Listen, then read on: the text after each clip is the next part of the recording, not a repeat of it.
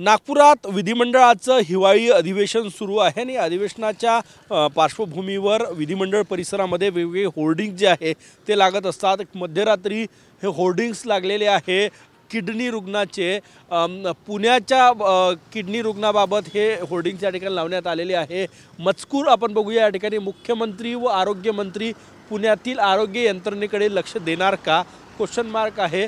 पुण्यातील किडनी तस्करी करणाऱ्या रुबी हॉस्पिटलवर काय कारवाई झाली, महाराष्ट्राला समजेल का, अशा प्रकारे हे होर्डिंग्स आहे। एका किडनी रुग्णाचा फोटो या ठिकाणी लावलेला आहे आणि न्यायाच्या अपेक्षेतील एक पीडित रुग्ण, अशा प्रकारचे होर्डिंग्स विधिमंडळाच्या अगदी गेट समोर लावलेले आहे। सरकारपर्यंत आपला आवाज पोहोचावा म्हणून अशा प्रकारचे हे होर्डिंग्स पुण्याच्या एका रुग्णानं लावलेले आहेत या ठिकाणी। आणि फक्त एक नाही तर जवळपास 7 ते 8 होर्डिंग्स या परिसरात लागलेले आहे।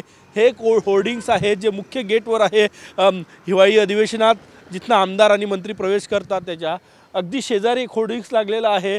त्या ठिकाणी एक होर्डिंग्स आहे। याच परिसरात 4 होर्डिंग्स आहे।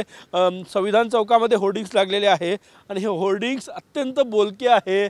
पुण्यातील किडनी तस्करी करणाऱ्या रुबी हॉस्पिटलवर काय कारवाई झाली हे महाराष्ट्राला समजेल का, असा सवाल या होर्डिंगच्या माध्यमातून महाराष्ट्र सरकारला विचारण्यात आलेला आहे। कॅमेरामॅन सचिन सयामसह गजानन उमाटे, TV9 मराठी, नागपूर।